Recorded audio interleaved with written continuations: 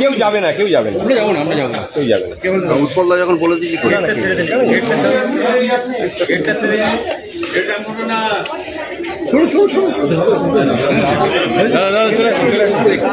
সামনে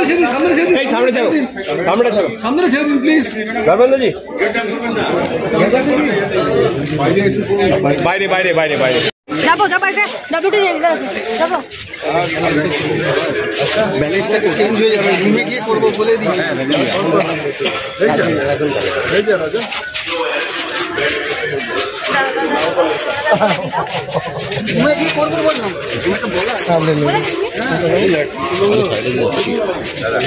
মোবাইল চলে আসছে।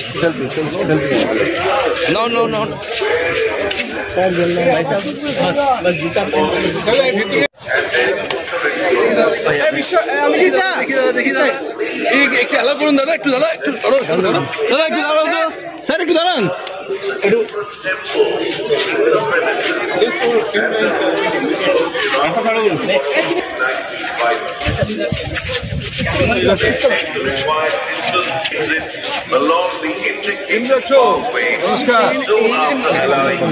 ভালো আছো বলছো? ঠিক আছে, 25 তারিখে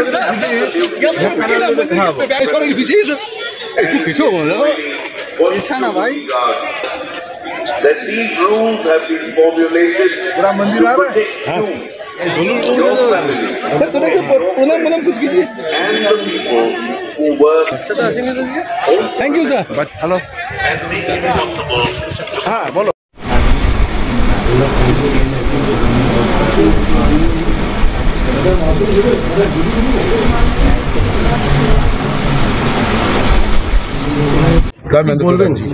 নমস্কার, আপনাকে সবার আগে জিজ্ঞেস করি যে আপনি মমতা বন্দ্যোপাধ্যায়কে একটি চিঠি দিয়েছিলেন, সে ব্যাপারে কি বললেন?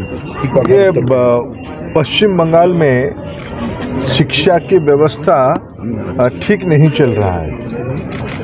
पिछले कई सालों से यहाँ नौजवान शिक्षक नियुक्ति की दुर्नीति में आंदोलन कर रहे हैं। हाई कोर्ट की टिप्पणी आई है, उसमें जो लोग संश्लिष्ट थे, जो मिले जुले थे, वो लोग बहुत बड़े दुर्नीति में प्रमाण भी मिला है। करोड़ों रुपया की सारे खुलासा हुई है, लेकिन उसके बाद भी स्थानीय सरकार की कुंभकर्ण निद्रा नहीं टूट रही है। ये बहुत चिंता की विषय है। बड़े बड़े अधिकारी जेल जाने के बाद, मंत्री जेल जाने के बाद और कितने समय लगाएंगे नौजवानों को न्याय देने के लिए। मैंने इसे सारा विषय पे पिछले अगस्त महीने ही यहाँ का मुख्यमंत्री जी को एक पत्र लिखा था कि आपको उसमें से कार्रवाई करनी चाहिए। कोई उत्तर हमें अभी तक नहीं मिली है।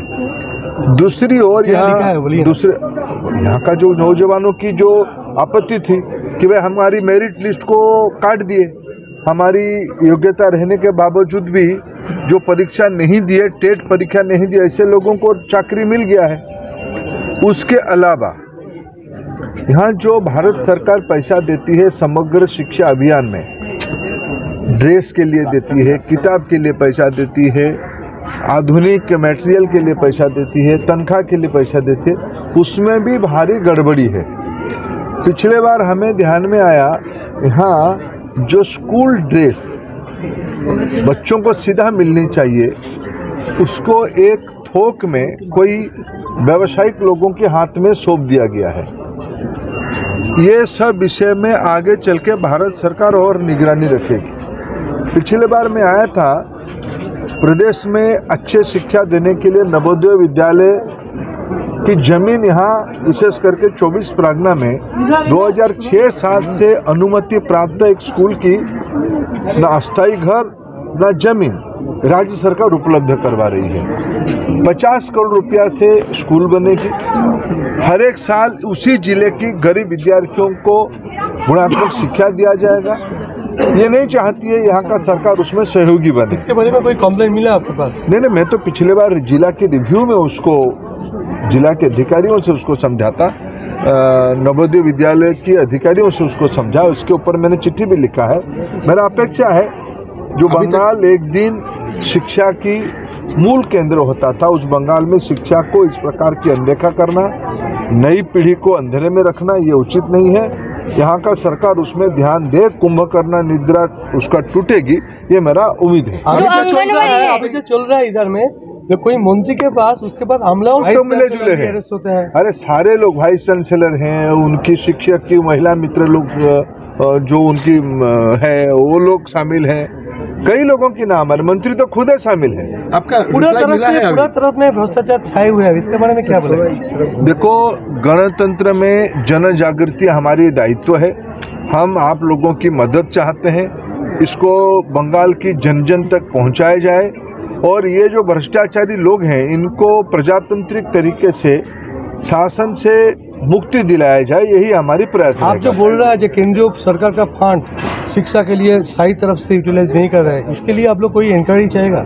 देखो, मैं तो देखो धीरे धीरे आगे क्या क्या होता है और प्रमाण हम लोग इकट्ठा कर रहे हैं। जो आंगनवाड़ी है वहाँ पीका महिला जो मोर्चा है वो एक कमेटी गठन कर रही है, इसके बारे में कुछ बताना? देखो, यहाँ बहुत सारे जो तृणमूल में केवल आंगनबाड़ी नहीं, भारत सरकार जितना, मोदी सरकार जितना पैसा भेजती है घर के लिए, गांव के कामों के लिए, पीने की पानी के लिए, बिजली लगाने के लिए, आंगनबाड़ी के लिए, स्कूल के लिए, मुफ्त में चावल देने का, यह सब विषय में सरकार पार्टीबाजी करती है, भ्रष्टाचार करती है, दुर्नीति करती है, गरीबों को अन्याय करती है। आज सीनियर